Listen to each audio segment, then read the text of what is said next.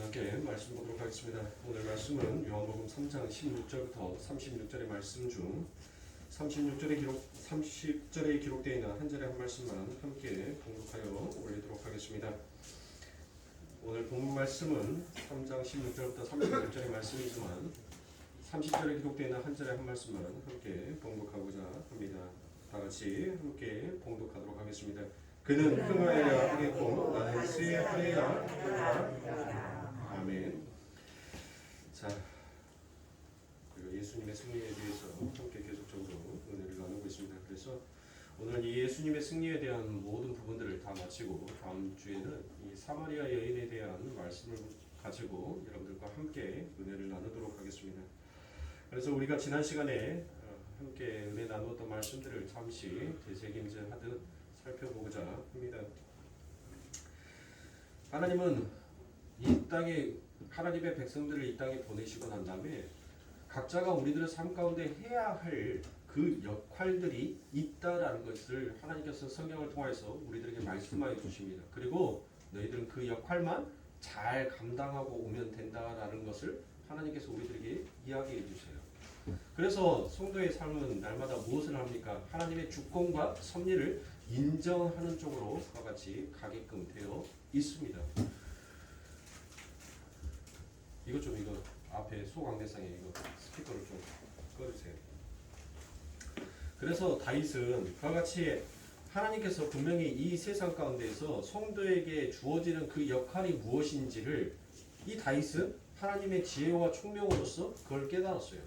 그래서 다윗의 삶 가운데 있어서 그가 환란의 옷을 입고 있지만 늘 하나님 앞에 감사할 수 있었던 것은 무엇이었습니까? 제가 지난주에 읽어드렸던 시편 16편 5절과 6절의 말씀에 보니까 무슨 말씀이 나와요? 내게 줄로 지어준 구역은 아름다운 곳에 있으며 나의 기업이 실로 아름답도다라고 이와 같이 얘기를 합니다.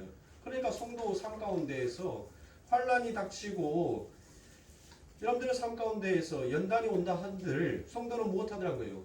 하나님께서 이 구역마저도 내 삶 가운데 준 것이구나. 하나님의 아름다운 기업이오구나 라는 것을 감사하고 하나님 앞에 영광을 돌릴 수 있다는 것이에요. 그러므로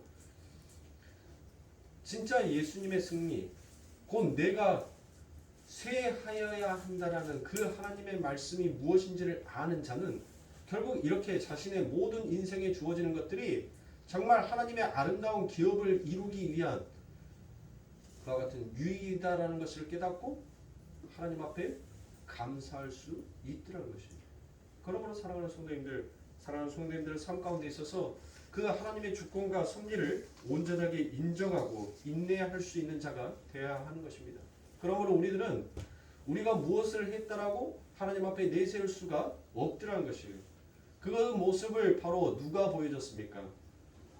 이 사도 요한은 세례 요한을 들어서 지금 이 글을 읽고 있는 독자들에게 말씀해 주는 거예요. 알려주고 있는 거예요. 어떤 것을 알려주고 있어요? 세례 요한이 무엇했습니까? 그는 흥하여야 하고 나는 쇠하여야 한다라는 그 말의 진의가 무엇인지를 그 인생의 삶 가운데 직접 보여주고 직접 나타냈어요. 그걸 바로 성도에게, 독자에게 알려주는 것입니다.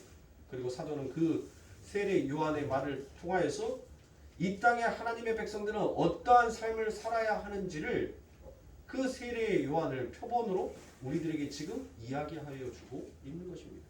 세례 요한은 여러분들이 이 땅에 와서 어떤 일을 했습니까?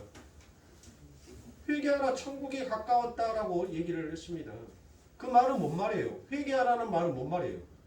지금 너희들이 하고 있는 것이 전부 다 하나님 보시기에 악함으로 너희들의 그 악한 행위를 이제 그치고 하나님께서 너희들에게 준 진짜 그 역할을 해야 하지 않겠느냐라는 그 의미가 바로 회개하라 천국이 가까웠다라고 그 말을 하는 거예요. 결국 그 말을 함으로 인하여서 그 세례 요한은 어떻게 됩니까? 목배임을 당하여서 죽게 되더란 것이에요. 그런데 그 죽음이 결국은 예수님을 무엇하게 만드는 거예요? 흥하게 만들더란 것이에요. 내가 쇠하여짐으로 인하여서 그분이 흥하여지는 쪽으로 그와 같이 가더라는 것입니다. 그러므로 하나님의 주권과 섭리를 인정하는 하나님의 백성들은 내 삶 가운데 주어지는 환란의 옷이 진정 환란으로 느껴지지가 아니하는 것이에요. 오히려 내 삶 가운데 하나님께서 맡겨주신 그 역할이 무엇인지를 깨닫고 알게 못하는 겁니까? 더욱더 하나님 앞에 감사와 찬송으로 그 하나님 앞에 가까이 나아갈 수 있더란 것이에요. 이게 진짜 하나님의 주권, 하나님의 섭리를 인정하는 자의 삶이고 정말 하나님께서 주시는 그 지혜와 총명으로 눈을 뜬 자의 삶인 것입니다. 하나님의 복음이 무엇이고 은혜가 무엇인지 그것을 진짜 안 자는 바로 이와 같이 산다는 것이에요. 그런데 저와 여러분들의 모습을 한번 보자. 우리는 어떠한 모습으로 삽니까? 마치 우리가 베드로와 똑같지 않습니까? 예수님께서 내가 이 땅에 십자가를 지고 너희들을 대속하여서 내가 죽기 위해서 이 땅에 온 자다라고 말하였을 때 베드로가 무엇했습니까? 절대 당신은 그렇게 죽으면 안 됩니다라고 그 예수님의 죽음을 굳고 말렸어요. 왜 베드로가 말렸을까요? 아니 예수님의 그 기적과 이적을 바라봤던 그 베드로가 주는 그리스도시요 살아계신 하나님의 아들이다라고 고백했던 그 베드로가 느닷없이 예수님께서 나는 이 땅에 죽으러 온 자다라고 말을 하니까 그 예수님의 그 스승의 죽음을 굳고 말리란 거예요. 진짜 예수님을 사랑해서 그 베드로가 말렸을까요? 그 베드로의 마음속에서는 어떤 것이 있었어요? 당신이 흥하기 위해서 그렇게 죽어버리면 나는 뭐하여진다는 거예요? 나는 쇠하여진다는 거예요. 그러니까 나는 쇠하여지기 싫으니까 당신은 뭐하면 안 돼? 절대 죽으면 안 돼. 그렇게 말을 하자 우리 예수님께서 무엇이다라고 말합니까? 그 베드로에게 그래 알았다 내 제자야. 네가 제일 나를 사랑했구나.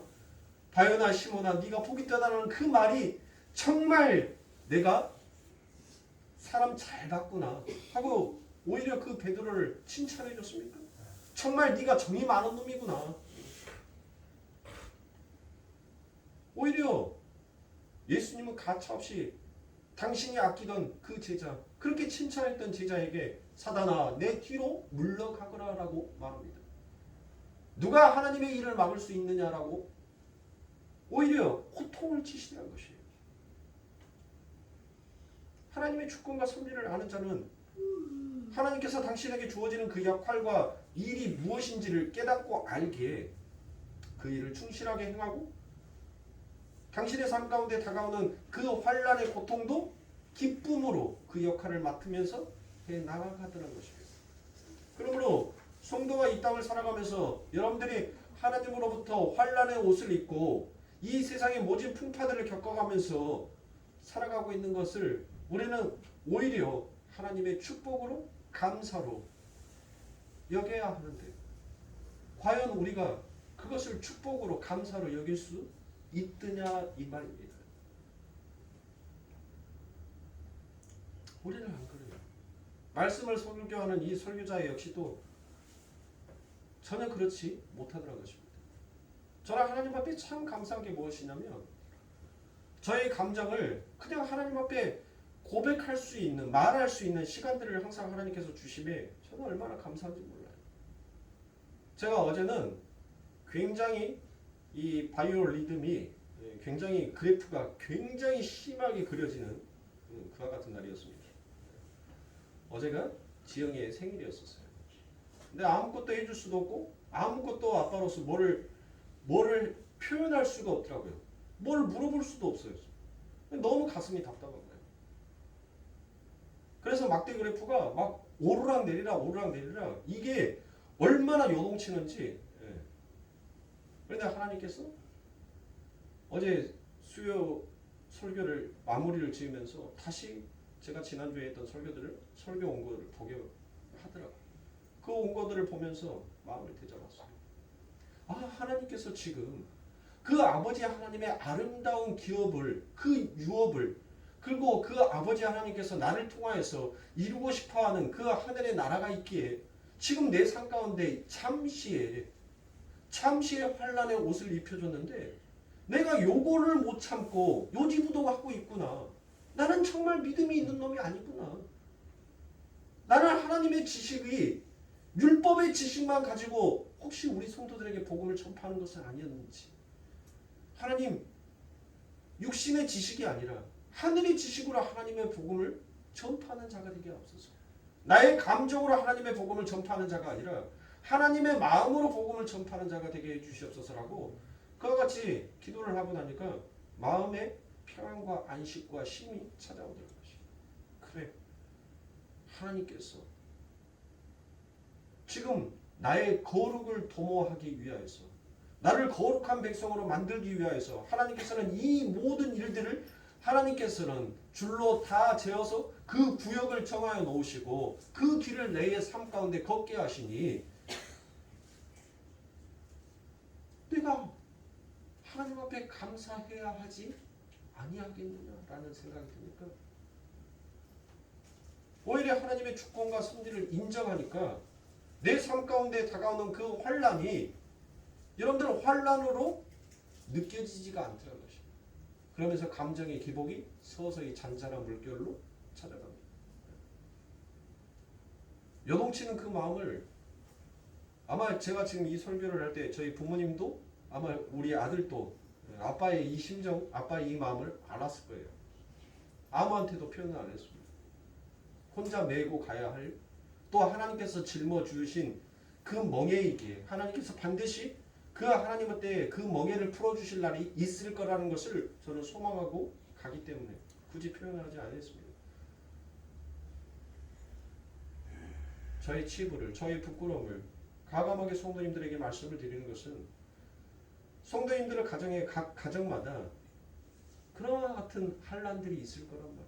하나님께서 여러분들에게만 특별히 허락해 주신 그 환란의 옷이 있을 거란 말이에요.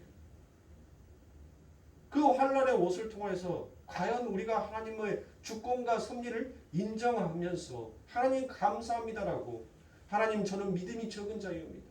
하나님 저는 믿음이 없는 주인과 같습니다라는 정말 통회하는 심령으로 하나님의 이름을 우리가 부르고 있냐는 것입니다. 오늘날 기독교가 무엇을 가르치고 있어요?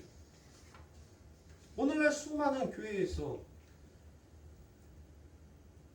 우리의 쇠함을 전파하는 것이 아니라 우리의 흥함을 전하고 있더라는 것입니다.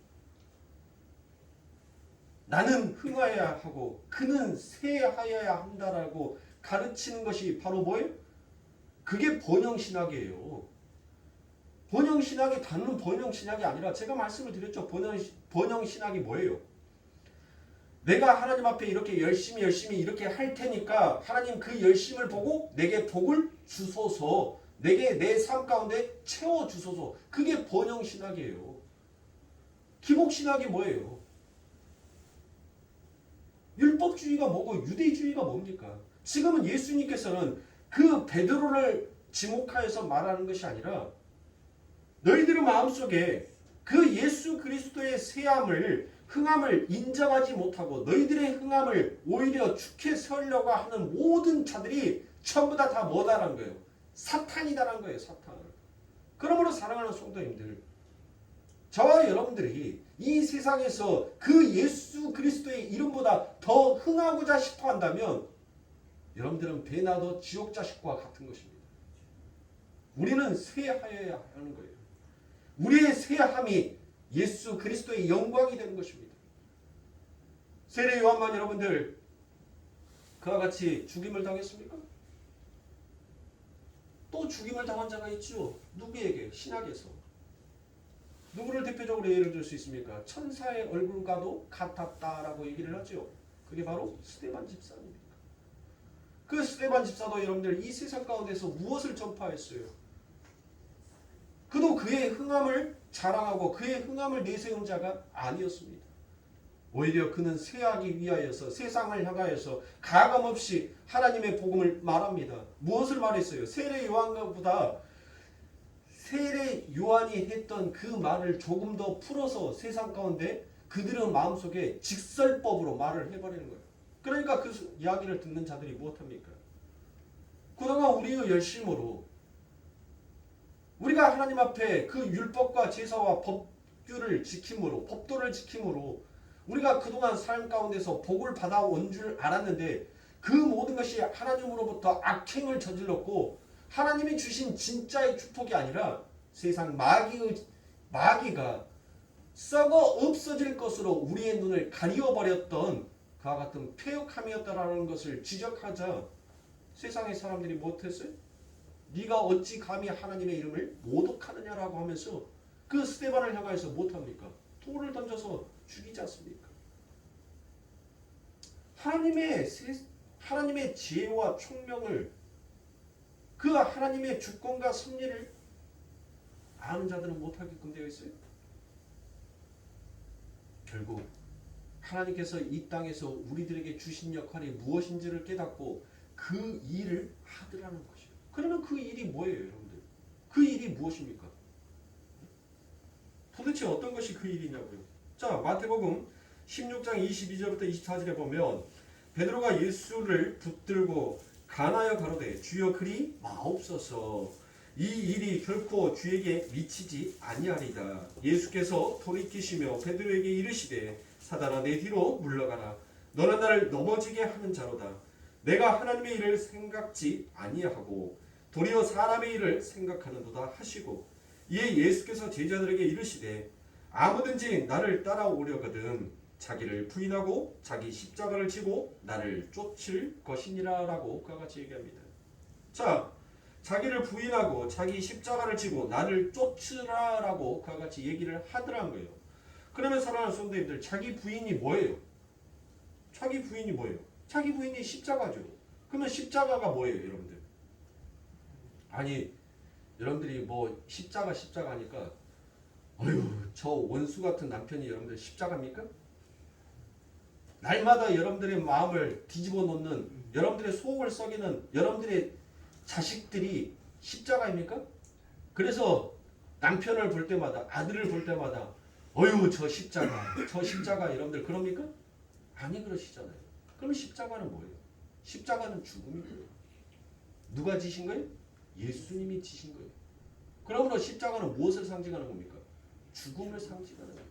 그러면 예수님께서 자기를 부인하고 자기의 십자가를 지고 나를 쫓으라는 것은 뭐예요? 자기를 부인하라는 것은 뭐예요? 이 세상은 어떤 원리로 산다라고 했어요? 힘의 원리로 산다라고 했죠. 이 세상은 힘의 원리로 살아요. 자기가 가지고 있는 선악과의 선악의 지식을 가지고 그것을 힘으로 이용하여서 이 세상에서 가장 고지 꼭대기로 올라가고 싶어하는 것이 바로 이 세상의 삶이란 말이에요. 즉 자기를 부인한다는 것은 자기가 가지고 있는 지혜와 힘을 전부 다 빼버리고, 십자가는 뭐라고 했죠? 방금 제가 죽음이다라고 했죠. 그렇게 자기는 죽은 자처럼, 자기는 쇠한 자처럼 누구를 쫓아오면, 예수를 쫓아오면 그들에게 하나님께서 무엇을 주신다는 거예요? 아까 제가 시편의 말씀에서 그 다윗이 무엇을 고백했어요? 아름다운 나의 기업이로다 라고 말을 했잖아요. 오직 그와 같은 자들이 하나님의 기업, 그 아버지 하나님의 나라를 유업으로 받을 수 있는 거예요. 그러므로 사랑하는 성도님들, 지금 아버지 하나님께서 자기를 부인하고 자기의 십자가를 짊어지고 나를 쫓으라는 것은 너의 세상의 지혜와 세상의 힘, 그것이 전부다라고 생각하는 그 생각을 버리고 너희들의 옛 자를 그렇게 십자가에서 죽여버리고 나를 쫓아오는 자, 그 자는 내가 무엇하겠다는 거예요? 내가 그를 흥하게 하겠다는 거예요. 그런데 우리들은 이 삶을 못 살고 있잖아요. 하나님의 말씀 앞에서 너무나도 부끄럽게 내 힘과 내 선악의 지식을 가지고 인생을 살아가고 있지 않습니까? 십자가를 매기는커녕 오히려 그 십자가를 여러분들 못하고 있어요. 던져버리고 있어요. 모독하고 있지 않습니까? 왜 나에게 이 부끄러운 짐을 지게 하십니까? 하나님, 해도 너무한 거 아닙니까? 세상이 저주의 나무다라고 하는 것을 내 삶 가운데 얹어주시는 하나님이 당신이 진정 하나님이십니까? 라고 오히려 그와 같이 아우성을 치는 것이 바로 우리들의 모습 아닙니까? 그런데 우리들이 무슨 자기 부인이 있으며 자기의 십자가를 들고 예수님을 쫓습니까? 그러므로 사랑하는 성도님들, 우리들의 삶 가운데 아버지 하나님께서 우리들을 그 환난의 옷을 입혀서 그 아버지 하나님의 그 환난의 옷이 우리들을 무엇하게 만드는 거예요?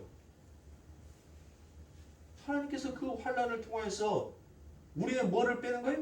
우리의 지식과 우리의 힘을 빼는 거예요. 그 환난을 통하여서 내가 세상에 가장 으뜸의 지식을 가지고 있다는 그 지식의 체계를 하나님께서는 전부 다 무너뜨리더라는 거예요.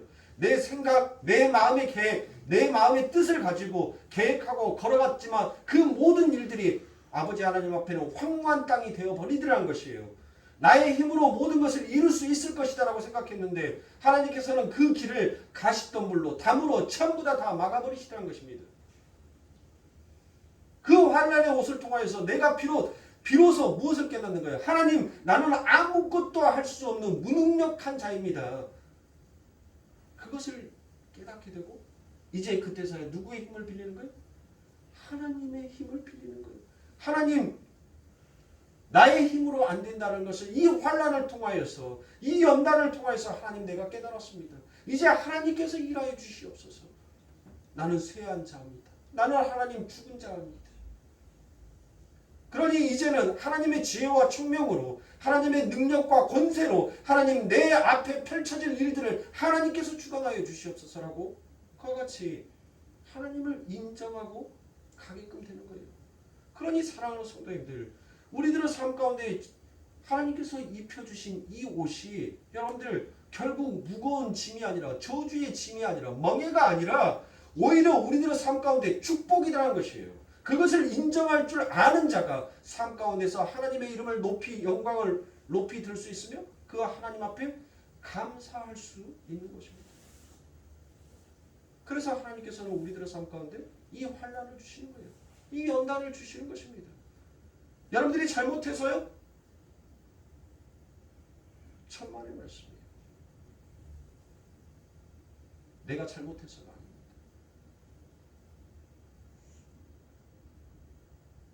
왜요? 제가 왜 우리가 잘못한 것이 없다라고 말합니까? 제가 일사부조리의 원칙을 말씀을 드렸죠. 우리는 다 예수 그리스도 안에서 못했어요. 예수 그리스도 안에서 우리는 전부 다 죄 사함을 받은 자란 말이에요. 이제 예수 그리스도 안에서 우리는 다 의롭다 함을 받은 자가 되었단 말이에요. 그러면 내 삶 가운데 왜 환난이 찾아오냐? 왜 왜 인내가 우리들의 삶 가운데 필요하고 왜 연단이 우리들의 삶 가운데 오냔 말이에요.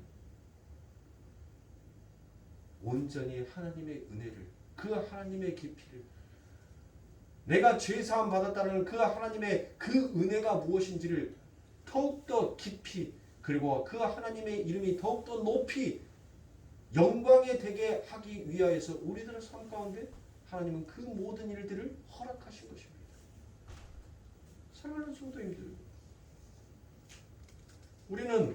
우리가 무엇을 하나님 앞에 한다라고 해서 전혀 하나님 앞에 도움이 될까요? 내가 어떤 것을 하나님 앞에 열심히 한다고 해서 그게 하나님이 보시기에 참으로 아름답다라고 말할 수 있습니까? 없더라는 것이에요. 우리는 전부 다 가인과 같은 자였습니다. 우리의 세상의 지식, 우리의 세상의 힘으로 나 혼자서도 잘해요. 그래서 세상의 사람들이 여러분들 어떤 말을 잘 합니까? I can do it. 나는 할 수 있어. 나는 할 수 있어. 그래요, 할 수 있어요. 이 세상은 그렇게 I can do it을 외쳐가면서 달려왔어요. 그런데 뭐를 향하여서 그렇게 달려가더란 거예요? 죄와 사망을 향하여서 그렇게 달려가더란 것입니다. 생명을 향하여서 달려가는 것이 아니라 오히려 세상은 죄와 사망을 향하여서 I can do it. 나는 죄 짓는데 자신이 있어. 나는 할 수 있어. 그것을 외치며 달려가더란 것이에요. 세상이 발전하고 세상에 풍요가 왔어요. 그렇게 번영, 그렇게 기복을 외치던 이 세상 가운데 그와 같은 소원들이 이 세상 가운데 이루어졌단 말이에요. 그러면 세상은 더욱더 아름답고 살기 좋은 땅이 되어야 할 거지 않습니까? 그런데 어떻습니까? 세상은 날이 가면 갈수록 더욱더 흉악해지더라는 것입니다. 인생의 삶이 편해지면 편해질수록 그 하나님과 멀어지면 멀어질수록 내 삶 가운데 찾아오는 공고함이 여러분들 마치 밀물과 썰물처럼 내 삶 가운데 늘 다가오고 멀어지고 하더란 것입니다. 그러니 늘 불안하지요. 언제 저 물이 내 삶 가운데 내가 아름답게 쌓아 올린 그 아름다운 모래성을 언제 저 파도가 몰려와서 이 아름다운 성을 한순간에 다 죄로 만들어 버릴까? 물거품으로 만들어 버릴까? 그러니까 늘 불안한 거예요, 우리 삶은. 그러나 하나님을 의지하는 자는 여러분들 그곳에는 무엇이 없다는 것이에요. 바다도 있지 아니하고 라고 얘기를 하셨습니다. 하나님이 세우신 그 계획, 하나님이 세우신 그 성읍은 그 어떤 세상으로도 무너뜨릴 수 없다라는 것을 하나님께서는 표현하시기 위해서 하나님의 나라는 세상의 어떤 기후와 변화와 환경과 그 조건 속에서 하나님의 나라는 변개할 수 없고 무너질 수 없는 나라다라는 것을 하나님이 표현하시기 위해서 아버지가 하나님의 나라는 바다도 있지 않냐고 라고 그와 같이 표현하는 거예요. 왜요? 하나님의 나라는 모래 위에 세운 성이 아니기 때문인 것입니다. 반석 위에 세운 아버지 하나님의 나라이기 때문에 하나님의 나라는 그 어떤 것으로도 흔들리지 아니하는 나라다는 것을, 그리고 하나님께서 내가 너희를 향한 그 사랑이 거짓된 사랑이 아니다라는 것을 하나님께서는 더욱더 우리들의 삶 가운데 각인시키기 위하여서 그와 같은 표현을 합니다. 어떤 성도가 요한계시록의 말씀을 읽고 목사님 천국에 가면 천국은 맨날 백야예요? 백야가 뭐예요? 밤인지 낮인지 구분이 안 가는 곳이에요. 왜요? 해도 달도 필요가 없고 라고 하니까 날마다 뭐라는 거예요? 날마다 빛이죠. 날마다 밝음이죠. 그러면 하나님 천국에 가면 잠 안 자요? 잠 못 자요? 하나님 천국에 가면 바다가 없다는데 하나님 그러면 천국에 가면은 해수욕 못해요? 수영할 수 없어요? 천국에는 그 바다가 없으니까. 그래서 제가 딱 뭐라고 한 줄 아세요? 죽어보세요. 죽고 갔다 와서 저한테 말해주세요. 천국에 백야가 있는지 그 바다가 있는지 없는지. 나 아직 안 갔다 와봤으니까 나는 모르겠으니까. 아니 이 세상에 전부 다 그림자 있는데 그 하늘에 그 바다가 없겠냐고. 그 하늘에 해와 달이 있지 아니하겠냐고. 하나님께서 그 하늘의 모형을 그대로 이 땅의 그림자처럼 비춰놨는데 그곳에 바다가 없겠냐고. 초신자예요. 이제 이해가 가죠. 고개 끄덕끄덕 되죠. 저는 제가 봤을 땐 여러분도 초신자예요. 해와 달이 필요 없다라고 하니까 천국에는 잠도 안 자나? 날마다 거기는 낮이 밤이고 밤이 낮이고 낮은 낮이니까 언제 자지? 그 눈부셔갖고 언제 잠을 잘 수 있을까? 전부 다 천국 가는 사람들은 다 닭병 걸려갖고 꼬꼬대꼬꼬 하면서 고개 꾸벅꾸벅 졸고 있는 사람들 아니야? 한 번 정도는 여러분들 그렇게 생각을 했을 거 아닙니까? 제일 먼저 나 죽어서 하나님 나라에 가고 이제 편안하니 하나님 바닷가에서 낚시 좀 해보려는데 그 바다 없애보면 하나님 나는 낚시 어디서 합니까? 이 땅은 다 모형이에요. 아버지 하나님께서 그 말씀이 아니에요. 그만큼 하나님의 광채가 얼마나 빛나고 얼마나 아름다운 창조의 빛인지를 성경은 드러내고 나타내는 것입니다. 이 땅에 여러분들 우리들은 눈에 보기에 화려하고 아름다운데 그 하나님의 나라가 여러분들 초라하겠어요? 생각해 보시라고요. 그림자는 뭐예요? 똑같은 나예요. 나의 모습을 비추고 있지 않습니까? 그러므로 정말 우리들의 삶 가운데 아버지 하나님께서 우리를 날마다 쇠하게 하시는 그 아버지 하나님의 마음과 뜻을 우리들은 살펴보고 알아야 하는 것입니다. 그것을 모르니까 그 마음을 우리가 헤아리지 못하니까 날마다 못하는 거예요. 날마다 하나님과 멀어지는 자의 삶을 살아가고 있는 것입니다. 부모가 되어보지 않고서는 절대 그 부모의 마음을 10분질의 1도 헤아릴 수 없다라고 이야기를 하죠. 그거와 똑같습니다. 내가 자녀였었을 때는 늘 부모가 나의 모습을 봤었을 때는 늘 못합니까? 물가에 내놓은 애기처럼 끊임없는 잔소리, 끊임없는 여러분들 간섭을 받게끔 되어 있어요. 그런데 그 끊임없는 잔소리와 끊임없는 간섭이 결국 그 부모가 떠나고 나니까 그게 사랑이었구나라는 것을 뒤늦게서 땅을 치고 후회를 하더라고요. 어느 누구도 이제 내 머리가 희끗희끗하니까 나에게 뭐한 자가 없어요. 찬소리 준 자가 없어요. 나의 모든 일들을 간섭해 주는 자가 없어요. 그래서 옛날이여를 하는 겁니다. 그러므로 사랑하는 성도님들, 하나님께서 여러분들의 삶 가운데 타치하고 여러분들의 삶 가운데 그 하나님의 바람이 불어오를 때 여러분들은 하나님 앞에 감사할 수 있어야 됩니다. 그 하나님의 바람이, 그 하나님의 손길이 여러분들 떠나버리면 우리들은 정말 이 땅에 있어서 정말 통회하고 슬피 우는 자다라는 것을 잊어버리시면 아니 돼요. 그러므로 하나님은 우리의 옛 자, 죄와 오염과 부패성과 집착과 중독 이런 모든 것들을 바로 그 성령님이 오셔서 우리의 세함으로 우리의 환난을 통해서 이 모든 것들을 하나씩 떼어내기 시작하는 것이에요. 우리 스스로는 뗄 수가 없으니까.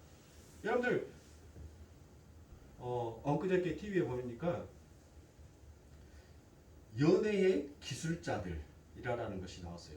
그래서 바다생물과 그 다음에 새들과 이렇게 나왔는데 저는 TV에서 그렇게 오랫동안 TV를 봤는데 보고가 짝짓기를 하기 위해서 정말 그 바다에다가 일주일 동안 얼마나 아름다운 문양을 새겨놨는지 저는 깜짝 놀랐어요. 그 문양이 무슨 문양의 뜻을 나타내는지는 지금 아직까지 밝혀지지 않았는데 그 보고가 아름다운 신부를 맞이하기 위해서 그 입으로 그 지느러미로 그 모래를 살살살살 해서 얼마나 아름다운 문양을 그 바다에다가 새겨놨는지 모릅니다. 그런데 한참 뒤에 또 거북이도 나와요. 거북이도. 근데 거북이가 보니까 여러분들 거북이 이 등 위에 뭐가 붙어 있냐면 따개비가 붙어 있어요. 따개비. 이 따개비는 굉장히 오래된 생물이기도 한다라고 얘기합니다. 공룡 시대부터 있었던 그와 같은 생물이다라고 학자들이 그렇게 얘기를 하는데, 근데 이 따개비가 거북이 등에 붙어요. 근데 거북이는 못합니까? 이 따개비를 떼어낼 수 있는 능력이 있어요, 없어요? 없잖아요. 그래서 거북이는 그 한평생 자기가 죽을 때까지 그 따개비와 함께 삶을 살더란 것이에요. 누군가가 그 따개비를 떼어주지 않으면 그는 평생 그렇게 그 따개비와 함께 살고 그 따개비와 함께 죽을 수밖에 없는 거예요. 바로 우리의 인생이 그와 같은 것입니다. 우리의 능력과 우리의 힘으로는 도저히 우리들의 삶 가운데 붙어있는 이 죄라는 따개비를 우리의 능력과 우리의 힘으로는 뗄 수가 없어요. 얼마나 지독하게 붙어져 있는지, 얼마나 단단하게 우리들의 삶 가운데 붙어 있는지 그거를 뗄 수 있는 힘도 능력도 없단 말이에요. 그런데 성령님이 그 예수 그리스도께서 우리들의 삶 가운데 찾아오셔서 아이고 불쌍하고 아이고 가여운 거 이 모든 것들을 붙이고 다니면서 얼마나 네 삶 가운데 힘들었니? 아버지 하나님께서 땅을 저주하시고 너는 그 땅에서 소산을 먹기 위해서는 늘 끊임없이 쉼없이 달려야 하고 끊임없이 네 이마에선 땀을 흘려야지 간신히 그 소산을 먹는 그 삶도 버거울 건데 이 엄청난 죄의 따개비들을 네 삶 가운데 덕지덕지 붙이고 살아가고 있으니 네 걸음 한 걸음 한 걸음 떼어가는 것이 어찌 힘들지 아니할 수 있겠느냐. 그러면서 하나님께서 이 땅에 오셔서 하나님의 말씀의 검을 가지고 인생에 붙어있는 그 죄의 따개비들을 하나씩 다 떼어주시는 거예요.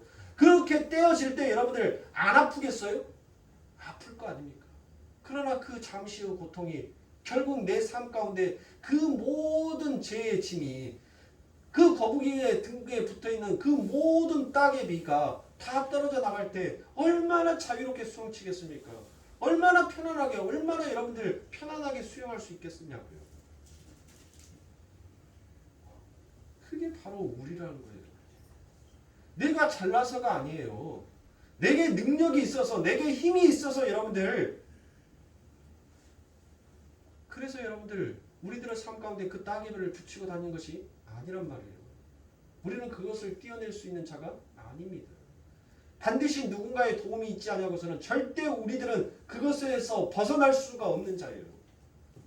이런 하나님의 은혜를 아십니까?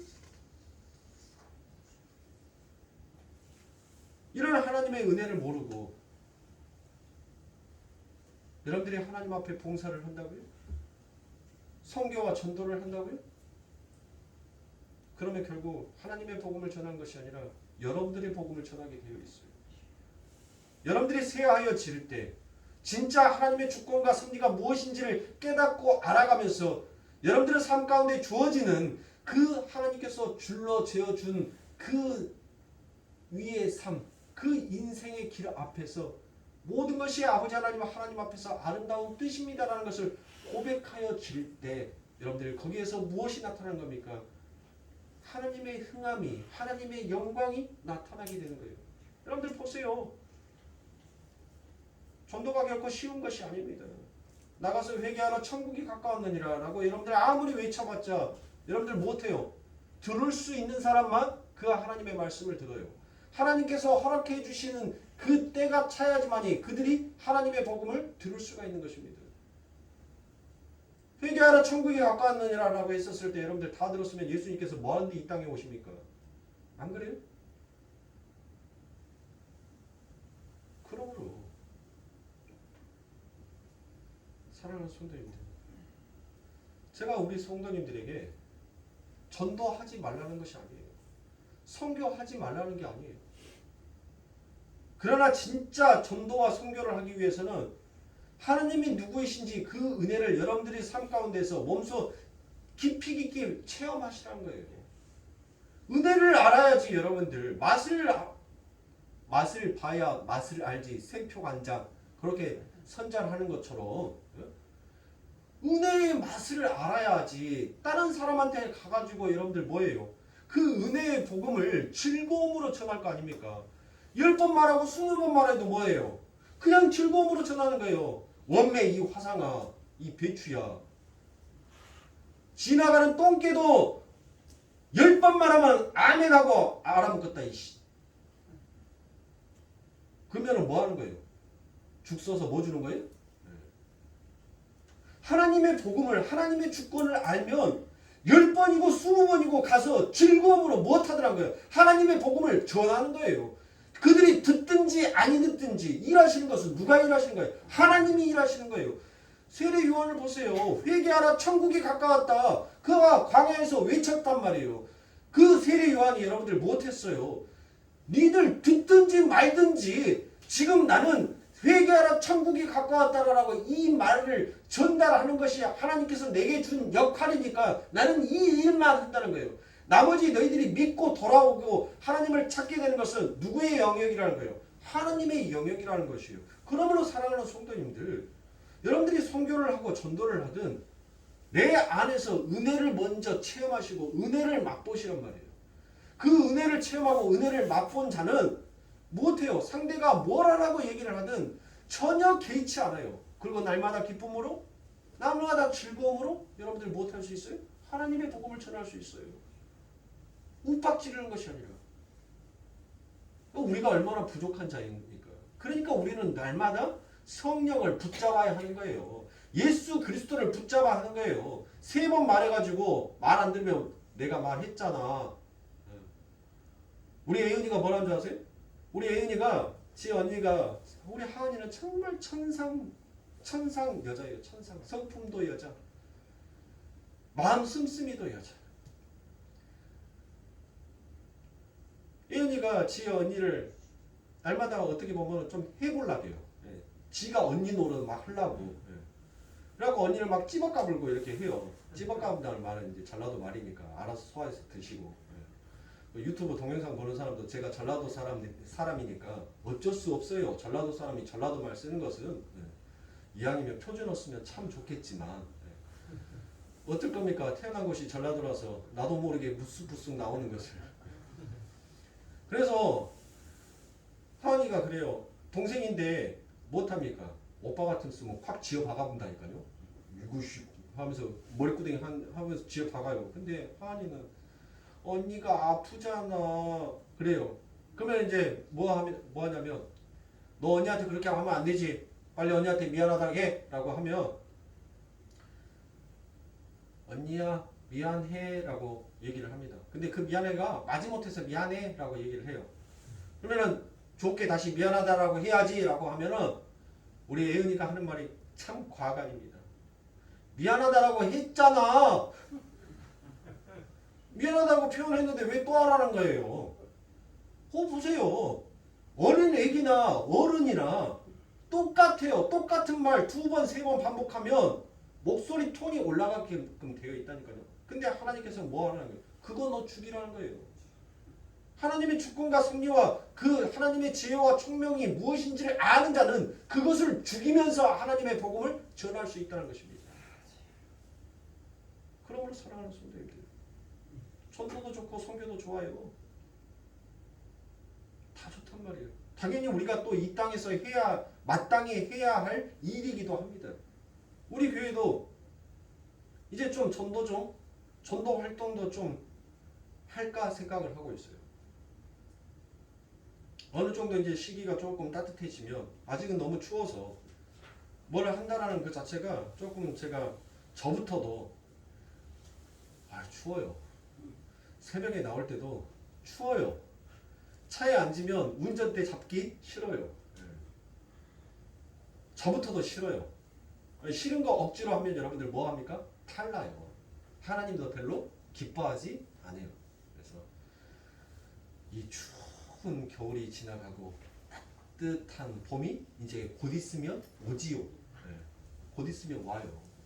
그 아버지 하나님의 소망의 나라도 우리가 이 땅에서 조금만 이 시련의 고난을 당하면 그 아버지 하나님의 나라도 우리들에게 온단 말이에요.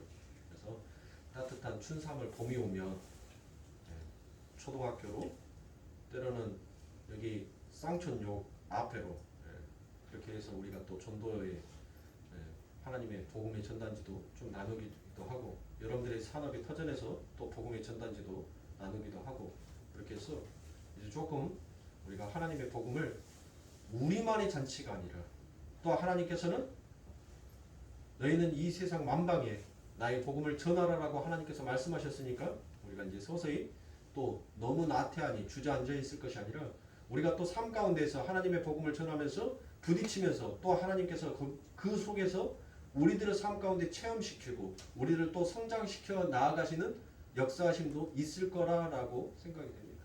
그래서 서서히 저희 교회도 그것들을 제가 계획하고 있고 준비하고 있습니다.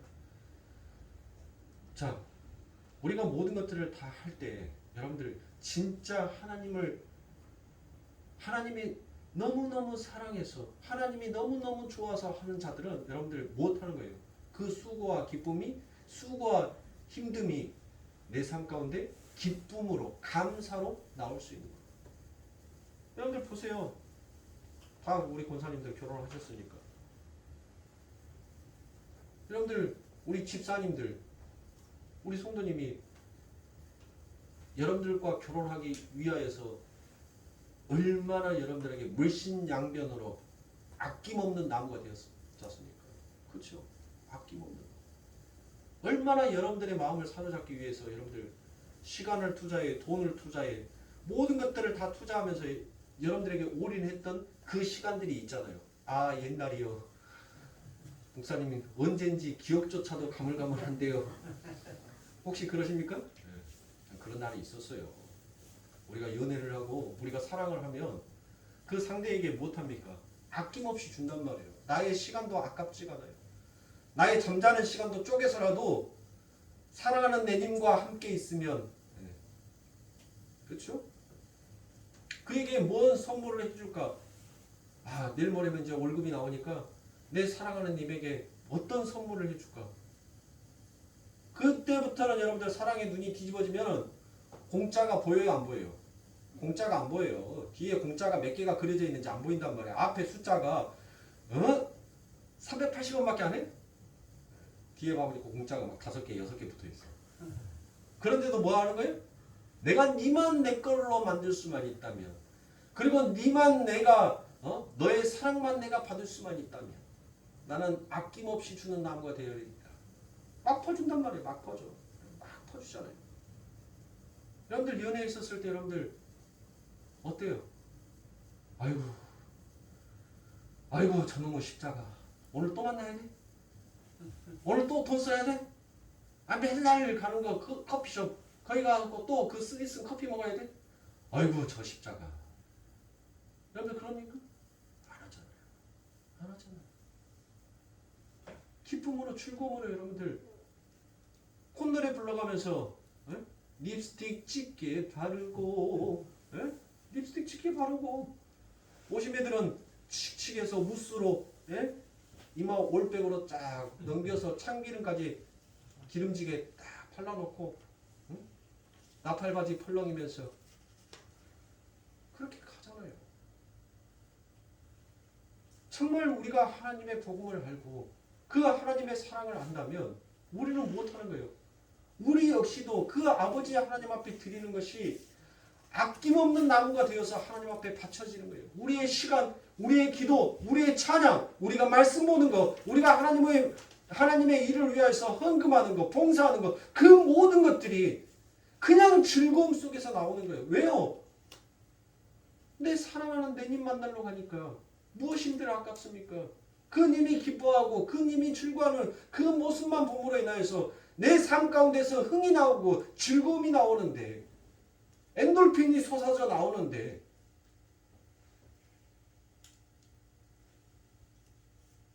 정말 우리가 이와 같은 사랑을 다시 회복하고 그 하나님을 사랑해야 할 시기와 때인 것입니다. 그래서 성경은 지금의 때가 무슨 때라고 얘기합니까? 너희 지금 은혜 받을 때다라고 얘기를 하지 않습니까? 은혜 받을 때.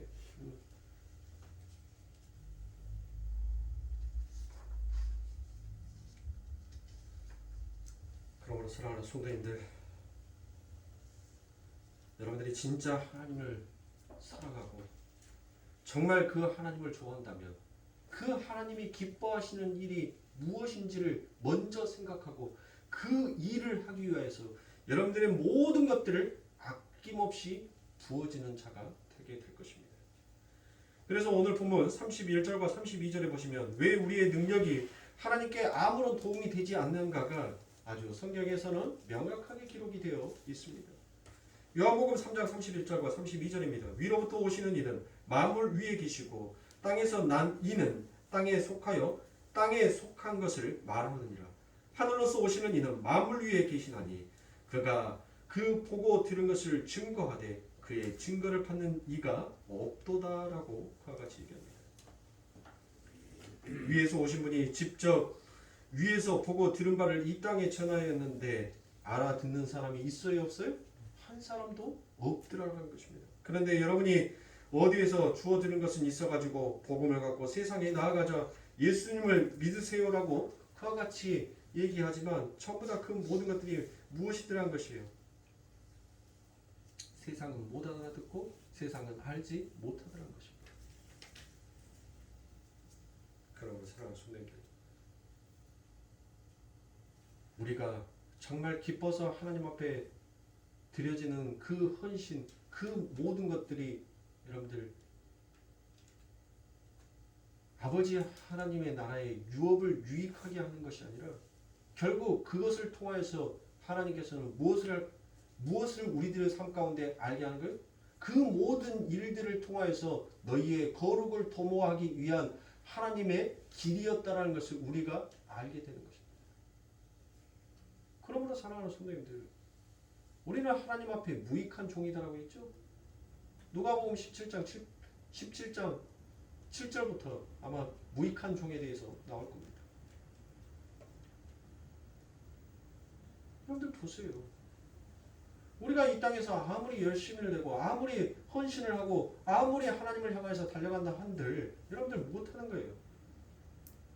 우리는 무익한 종인 거예요. 무익한 종. 그런데 이 세상은 어떤 복음을 가지고 있기에 내가 하나님 앞에 헌금하고 내가 하나님을 위해서 전도한 거, 선교한 거, 봉사한 거, 기도하고 찬양하고 말씀 보는 거, 그것을 여러분들 하나님 앞에 상으로 받고자 싶어하는 그와 같은 마음을 갖냔 말이에요. 네? 그래서 누가복음 17장 9절에 어떤 말씀이 있습니까? 주인이 그 종에게 명하여 시킨 것을 그 종이 하였는데 그 종에게 보상할 주인이 있느냐라고 묻는 거예요. 아니 주인이 시킨 것을 해놨을 뿐인데 그 종에게 보상하는 그 주인이 어디 있느냐라는 것입니다.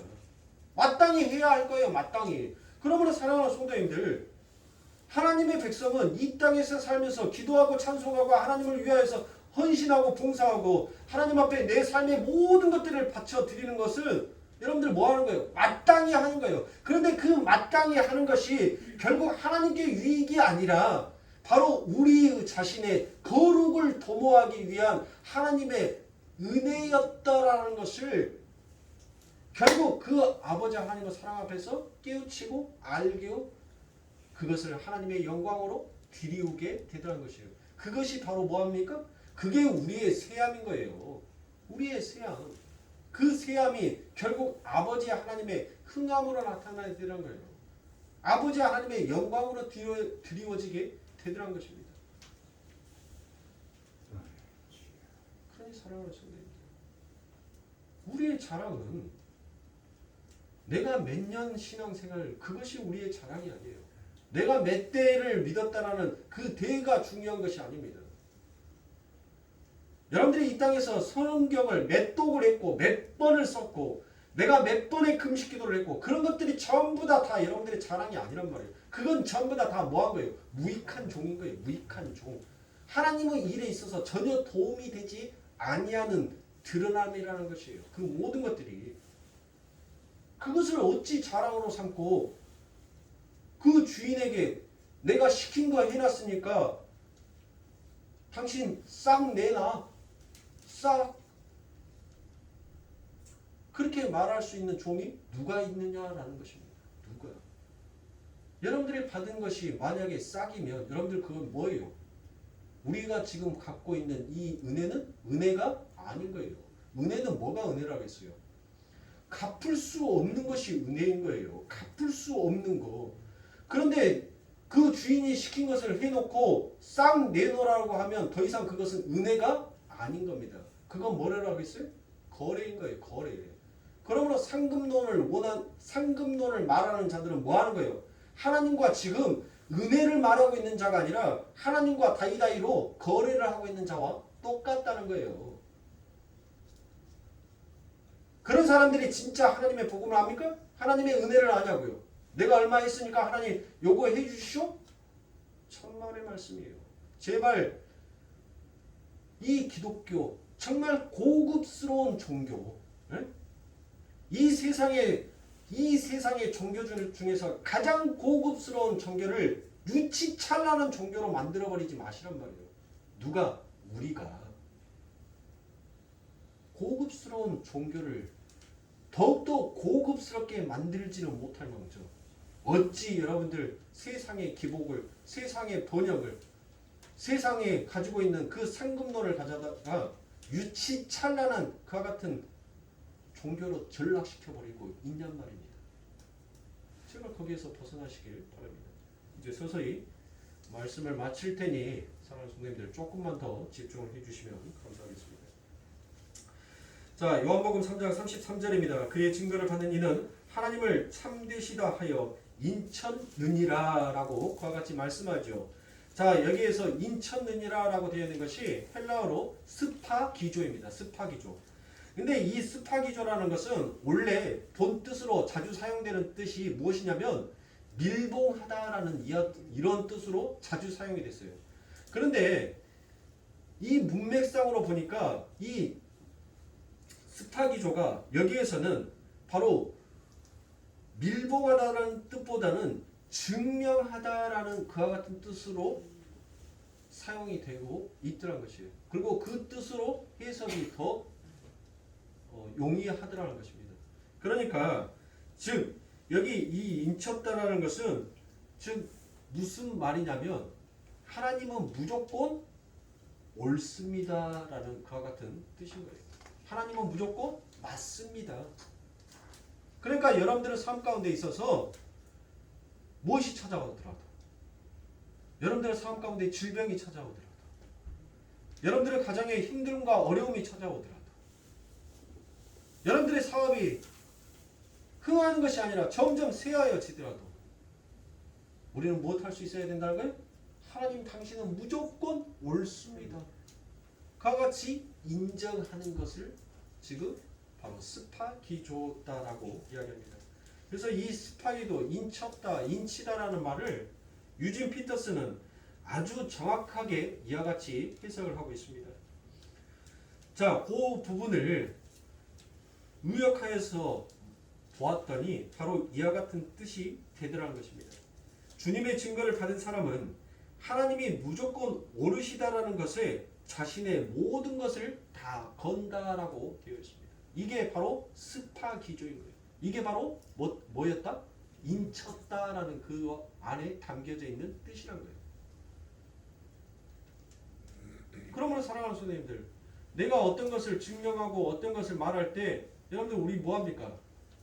내가 내 모든 것을 다 걸어서 내 말이 참말이요, 내가 이것을 하는 것이 진짜요, 진실이요 라고 얘기를 하잖아요. 네?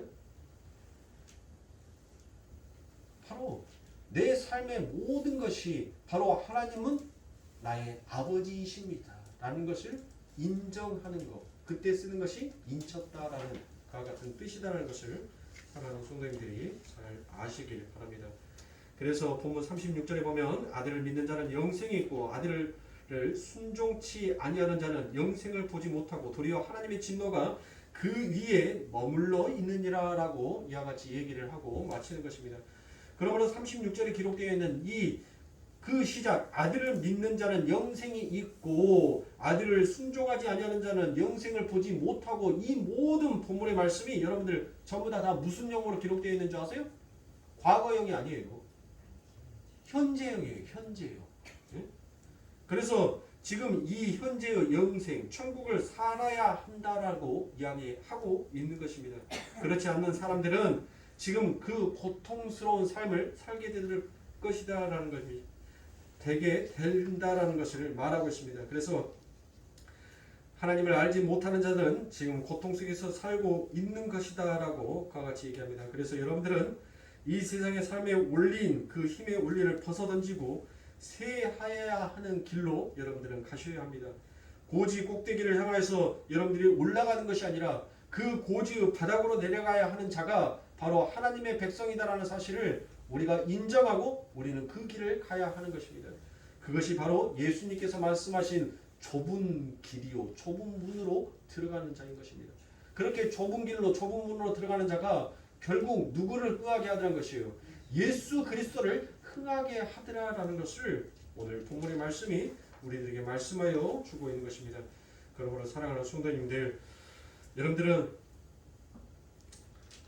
이 땅을 살아가면서 나는 날마다 쇠하는 자의 삶을 살아가고 있다는 것을 여러분들 인정하고 그것을 순수하게 받아들였었을 때 여러분들의 삶 가운데 불어닥치는 그 환란의 바람이 더 이상의 환란의 바람이 아니라, 아, 나는 하나님의 행복자로다, 나는 살아계신 하나님의 진짜 아들이요, 나는 살아계신 하나님의 진짜 백성이었구나 라는 것을 깨우치고 알기에 무엇할 수 있어요?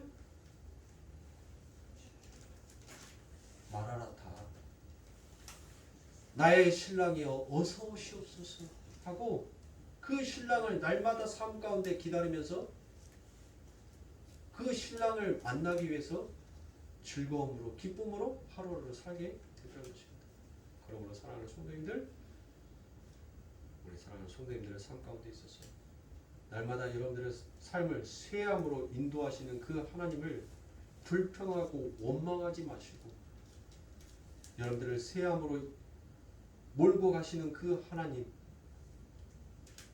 결국 나의 거룩을 도모하기 위해서 하나님께서는 이 길을 내 삶 가운데 열어두셨구나라는 그 하나님의 은혜를 깨닫고 하나님 앞에 감사와 영광을 그리고 찬송을 올릴 수 있는 진정한 하나님의 백성이 되시길 주님의 이름으로 축원합니다. 기도하겠습니다.